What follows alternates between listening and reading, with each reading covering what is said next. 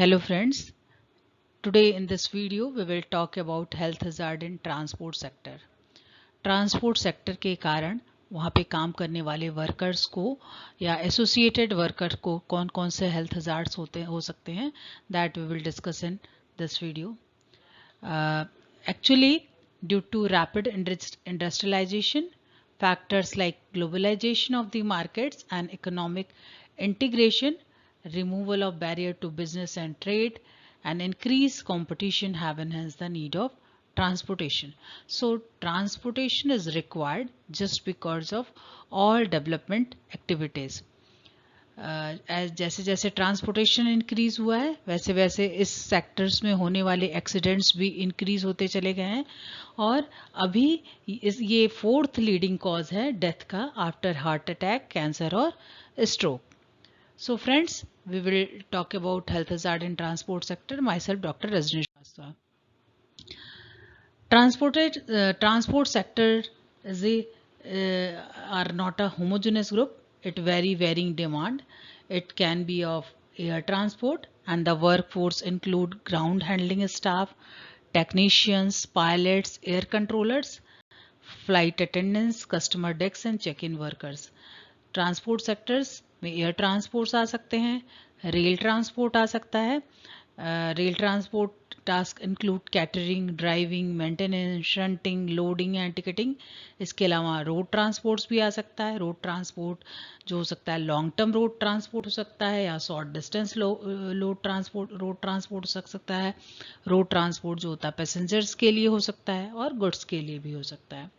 सो transport sectors में बहुत सारे हेल्थ हजार्ड्स होते हैं. वो health hazard is varying from physical health hazard to mental harassment and violence. So let us discuss one by one the health hazard occurred in transport sector. So physical workforce that is exposure to vibration. जो सबसे important health hazard है वो transport sector में होता है वो है expose to vibration. Generally जो ड्राइवर हैं उनके केबिन्स हमेशा वाइब्रेट करते रहते हैं. So on the comparison to average working population, transport workers are more exposed to vibration. They are suffering from full body vibration जो कि ड्राइवर केबिन में होता है जिसके कारण उनके विजन पे इफेक्ट पड़ता है. They may affect the vision, coordination and overall functioning ability of the driver. You can see here in this picture there is vibration in the driver cabin. So sometime whole body vibration occur in the driver and may cause back disorders. Second is the painful position. Painful position survey suggests that the transport workers are more expose to painful position क्योंकि उनकी जो seat होती है वो बहुत comfortable नहीं होती है और they remain to be sustained sitting than the average working population. So for removal of this, ergonomic design of the driver seat and a better location and development of controls and display inside the truck or other vehicles are important for the prevention of the development of back disorders. Then next thing is heavy loads. Heavy loads, you can see here in this diagram there are heavy load on this truck. So heavy load can also on the passenger vehicles. So workers of the transport are always heavy loaded. Specifically when loading and unloading, transport workers are exposed to heavy lifting task. ठीक है, तो जो heavy loading होता है ऐसा नहीं है कि व्हीकल पे ही उनको हैवी लोड कैरी करना पड़ता है, चाहे वो गुड्स व्हीकल पे हो या पैसेंजर व्हीकल्स पे हो. उनको हैवी लोड जब लोडिंग और अनलोडिंग होती है जो गुड्स है मटेरियल्स है उस समय भी उनको एक्सपोज होना पड़ता है हैवी लिफ्टिंग टास्क से. बहुत सारे और जो सर्विसेज हैं ट्रांसपोर्ट सेक्टर में, फॉर एग्जांपल कैटरिंग है, क्लीनिंग है, lifting and handling of load is common in this sector.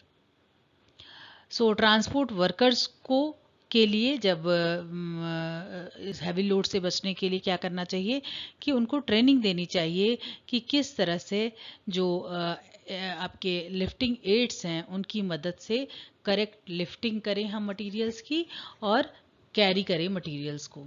Then next जो है exposure to heat and cold, exposure to heat and cold, and exposure to noise. Different noise sources are present in transport sector. Some loudest noise level are measured at workplace or near planes and on ships as well as in road traffics. So चाहे वो किसी भी तरह का transport sector हो, चाहे वो rail transport हो, चाहे वो एयर ट्रांसपोर्ट हो, चाहे वो आपका रोड ट्रांसपोर्ट हो, हर तरह के लैंड का ट्रांसपोर्ट हो, हर तरह के ट्रांसपोर्ट से इनका एक्सपोजर नॉइस के थ्रू होता है. और हाई लेवल ऑफ नॉइस जो होता है वो क्या करता है, वो हियरिंग इम्पेयरमेंट क्रिएट करता है. तो जो आवाज़ जो है नॉर्मल लोग या जो वॉल्यूम पे नॉर्मल लोग रेडियो और टीवी सुन सकते हैं, देख सकते हैं, इनके लिए मुश्किल होता है. So since it is necessary to telecommunicate by radio, the use of noise reduction measures or development of other technique is important in this field of worker. इसके अलावा जो पुरानी व्हीकल्स हैं वो ज़्यादा नॉइस करती हैं. So the older the vehicle the louder noise production में बी. नेक्स्ट जो है ट्रांसपोर्ट वर्कर्स एक्सपोज होते हैं आपके हीट एंड कोल्ड से. एक्सट्रीम क्लाइमेटिक कंडीशन से they are always exposing, specially during loading and unloading activities.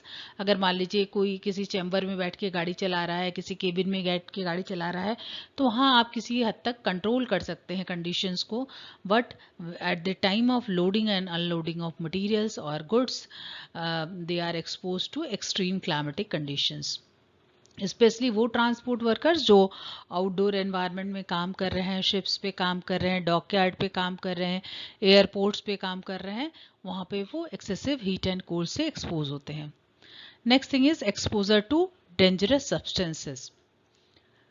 This is more common within the transport sector than usually perceived. Goods traffic dangerous substances are handled frequently. बहुत सारे dangerous substances हैं, chemicals हैं जो कि frequently transport किए जा सकते हैं. अगर वो पैक्ड में हैं तो ज़्यादा रिस्की नहीं है, but in case of an accident और leakage that may cause considerable risk and have been at the origin of serious accidents and fire in all subsects of transports. Vapour and fume से इनका exposure होता है. You can see here exposure in form of vapour and fumes. तो जो बहुत सारे ऐसे situations होते हैं जहाँ पे ट्रांसपोर्ट वर्कर्स में भी exposed while using chemical product intentionally or as a side exposure. For example from exhaust fumes and solvents. बहुत सारे सर्विस और मेंटेनेंस का वर्क है जैसे कि इस फोटो में दिखाया जा रहा है. So many of this service and maintenance task undertaken by transport workers in catering, cleaning and servicing also involve the use of dangerous substances. So इनसे बचने के लिए क्या करना है?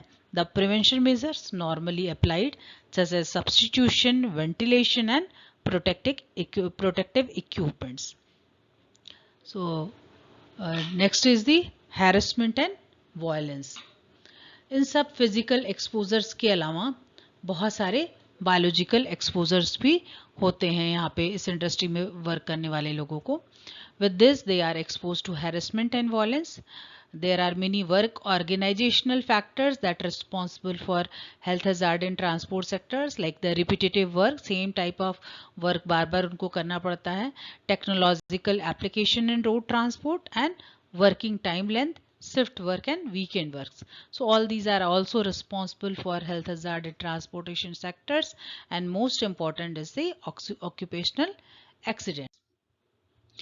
Besides physical exposure, transport sector's workers are also exposed by biological agents.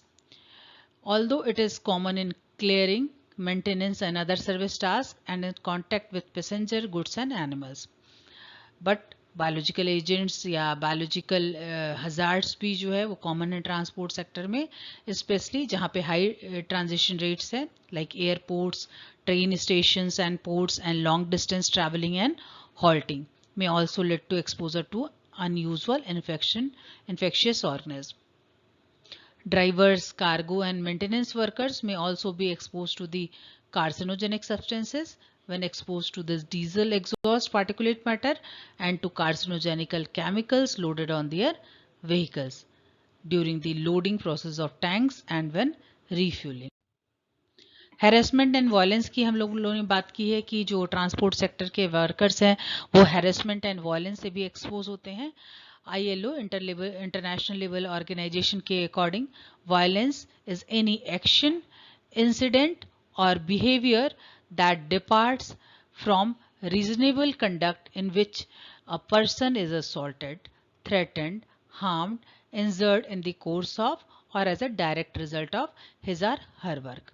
सो कोई भी action या इंसिडेंट या बिहेवियर जो कि या अनरीजनेबल कंडक्ट जो कि किसी पर्सन के लिए नुकसानदायक हो, उसको इंजरी पहुंचाता हो, थ्रेट पहुंचाता हो, वो जो है आपका वायलेंस की कैटेगरी में आ सकता है। स्टाफ जो भी ट्रांसपोर्ट सर्विसेज में काम करते हैं वो स्टाफ जो होते हैं एयरलाइन एंड एयरपोर्ट सर्विसेज के हो सकते हैं, ट्रेन के हो सकते हैं, बस के हो सकते हैं, टैक्सी सर्विसेज के हो सकते हैं, and all these workers are potentially among those most at risk of physical or psychological violence. By nature of their work, transport workers may be exposed to many sources of conflicts leading to the violence. So ये सारे कई sources हैं जिनके through ये expose हो सकते हैं violence से। जैसे कि एक example है, in public transport their work include taking care of complaints, supervising the safety of the travelers, the control of tickets and the prevention of vandalism and violent behavior. सो ज़्यादातर जो ट्रक हैं या public transport है या taxi drivers हैं वो risk पे रहते हैं because they work alone and carry money and their safety is not remotely monitored. और ये सब अकेले चलाते हैं, चाहे ट्रक ड्राइवर्स हों या पब्लिक ट्रांसपोर्टर्स हों या टैक्सी ड्राइवर्स हों। ज़्यादातर टाइम इनके साथ कभी कभी कंडक्टर हो सकता है या कभी कभी अकेले ही हो सकते हैं। ये अपने आप साथ जो है इम्पॉर्टेंट गुड्स है या अवेलेबल गुड्स हैं, मनी कैरी करते हैं जो कि रिमोटली भी मॉनिटर्ड नहीं होता है। तो whenever any accidents happen, quick help is often not possible. Okay, so violence, bullying and harassment go largely unreported and thus they persist and deepens in gravity and incidence. So इस तरह के जो harassments हैं या violence है वो unreported रह जाते हैं क्योंकि बहुत सारे reason है इसके पीछे। First is the lack of reporting because of the lack of confidence that the case will be adequately dealt with the lack of system and procedures to report. पहला तो उनको ये कॉन्फिडेंस नहीं है कि अगर हम किसी भी तरह का कंप्लेंट डालेंगे तो उस पर कोई अच्छे से एक्शन हो पाएगा। सिस्टम की लैकिंग है, उसमें कोई ऐसा सिस्टम नहीं है या कोई ऐसा प्रोसीजर नहीं है जिसमें रिपोर्टिंग की जा सके, कोई ऐसा monitoring and recording of incidents नहीं है, किसी भी तरह का इंसिडेंट को हम रिकॉर्ड या मॉनिटर नहीं कर सकते हैं, and the fear of consequences on job and carrier of work. और इसके साथ साथ कंप्लेन करने से उनको अपने जॉब पे या वर्क पे कैरियर पे भी इफेक्ट पड़ सकता है। तो इन सब रीज़न के कारण ये लोग कंप्लेन नहीं करते हैं, ये सारे केसेस अनरिपोर्टेड रह जाते हैं। सो दूसरे टाइप का जो है वो है आपका harassment and violence. Next, transportation sector में जो है वो एक्सीडेंट्स बहुत ज़्यादा होते हैं। Transport sectors display a high level of occupational accidents and the work environment in itself is a cause of most occupational accidents. और जो सबसे ज़्यादा एक्सीडेंट के लिए रिस्पॉन्सिबल है वो है वर्क एनवायरनमेंट।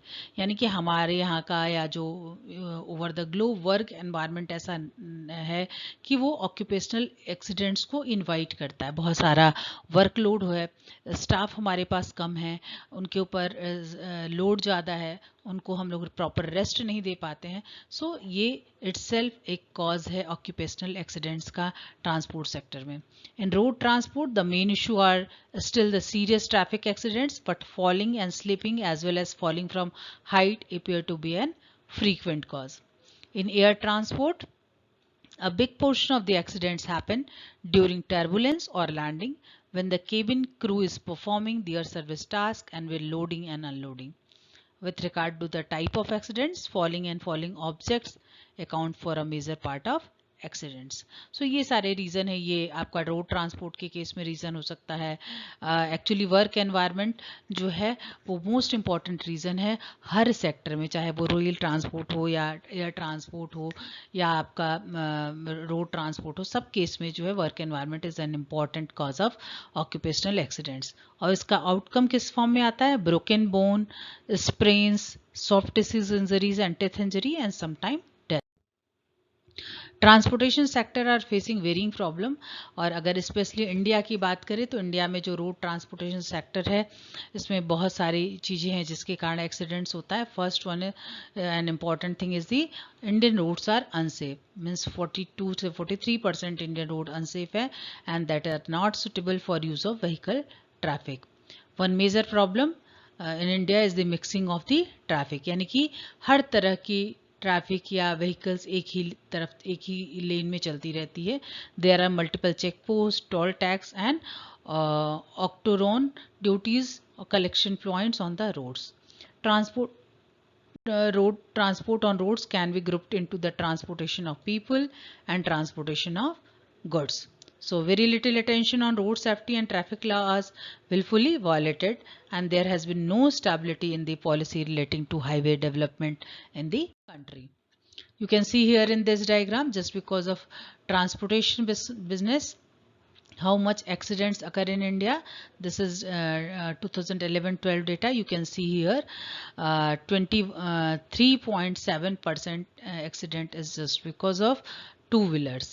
हाँ, टू व्हीलर्स से सबसे ज़्यादा एक्सीडेंट होते हैं 23.7%, और उसके बाद से आपके एक्सीडेंट्स जो होते हैं वो कार, जीप, टैक्सी से होते हैं या आपके ट्रक, टेम्पोज और दूसरी चीज़ों से होते हैं। और जो कॉजेज़ हैं रोड एक्सीडेंट्स में, उसमें मेजर कार्स मतलब 77 to 80% जो है वो फॉल्ट होता है ड्राइवर का, क्योंकि हम लोग उनको प्रॉपर वर्किंग कंडीशन नहीं प्रोवाइड करते हैं, जिसके कारण ड्राइवर्स बहुत ज़्यादा फॉल्ट करते हैं, और ये one of the leading cause है रोड एक्सीडेंट्स का इंडिया में। अगर हम इंडिया में देखें तो 2008 से 2018 का डेटा 10 सालों में कंपेयर करें तो रोड एक्सीडेंट्स और पर्सनल इंजरी डिक्रीज हुई है, although the facility increase. So we have increase the facilities and road accident person injured has decreased. So for safety point of view, training is important in the transport sector workers. In order to improve safety and health culture in transport operation, it is indicated that the driving performance can be improved when appropriate training is organized for driver to be professional on the job they perform. Perceptions regarding clear safety policies, training and practice of organizations may have direct impact on driving outcomes and reduction of the accident rates. तो जो पहली important चीज़ है आपके health and safety के लिए वो है training of the driver या workers. Second thing is the condition of vehicle, क्योंकि इस व्हीकल की कंडीशन के कारण भी क्या होता है, बहुत सारे रोड एक्सीडेंट्स होते हैं। जितनी पुरानी व्हीकल होती जाती है उतना ज़्यादा नॉइस पोल्यूशन होता जाता है, उतना ज़्यादा वाइब्रेशन होगा उसके में, उतने ज़्यादा जो सिटिंग पोजिशंस रहेगी वो कंफर्टेबल नहीं रहेगी। तो हर तरह का फिजिकल हजार्ड्स, बायोलॉजिकल हजार्ड्स इस तरह के व्हीकल में हो सकता है। So the condition of the vehicles also contributed to the improving safety. So safe and suitable vehicles are required to be used to perform the job they are designed for. Vehicle accidents in the industry sector can be prevented by effective management of transport operations. These are some regulatory authorities that are responsible for health and safety in transport sectors in India, like MORTH, Ministry of Road Transport and Highway; MOHI, Ministry of Heavy Industries and Public Transports; MOEF, that is the Ministry of Environment, Forest and Climate Change; Ministry of Consumer Affairs; DGFT and Director General Foreign Trade; and state ministers are regulatory authorities of transport sector on India. There are various standardization in this transport sectors, and these are the list of certification agencies that present in India that certify whether the vehicles are good in condition or not. So thank you so much. If you really like this video, kindly like, share and subscribe my YouTube channel Rajni Classes. Thank you.